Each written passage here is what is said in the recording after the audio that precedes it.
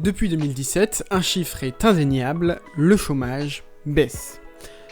Ce chiffre, souvent considéré comme un marqueur très fort de la réussite des politiques gouvernementales sur l'emploi, est-il si fiable que ça ? Comment Emmanuel Macron a-t-il réussi à faire revenir l'indice du chômage à son taux le plus bas depuis 10 ans ? Le plein emploi, cet objectif est atteignable, il consiste à faire dans les 5 ans qui viennent ce que nous avons fait dans les 5 ans qui viennent de s'écouler.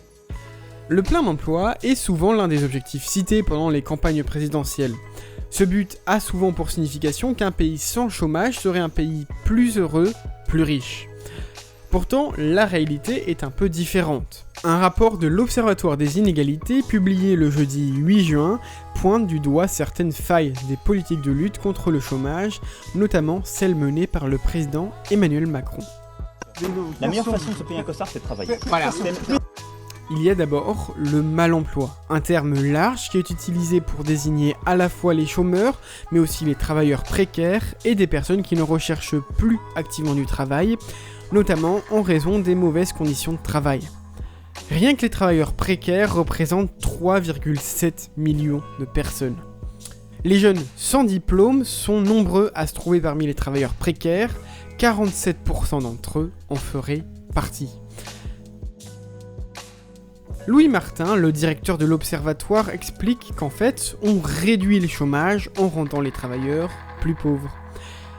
Les travailleurs doivent en effet se plier en quatre pour espérer obtenir du travail, comme Jonathan à qui le président avait répondu qu'il suffisait de traverser la rue pour trouver du travail.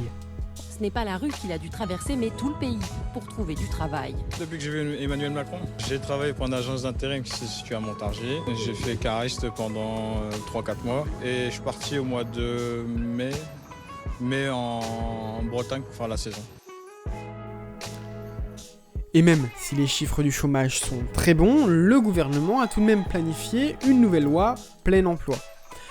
Présenté le mercredi 7 juin, le projet préfigure d'abord France Travail, remplaçant de Pôle emploi, mais projette surtout des mesures beaucoup plus critiquées, notamment sur la réforme du revenu de solidarité active, qui avait déjà fait bondir lorsqu'Emmanuel Macron avait évoqué 15 à 20 heures d'activité hebdomadaire, vu comme du travail non rémunéré qu'effectueraient les bénéficiaires de cette aide.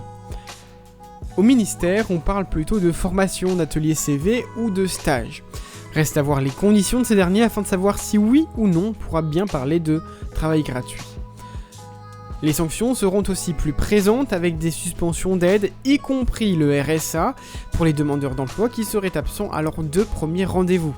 L'application de cette mesure fait grincer des dents, notamment chez les syndicats, qui rappellent que cette prestation sociale ne compense pas la perte d'un emploi et ne doit pas subir les mêmes sanctions qui sont appliquées sur le chômage.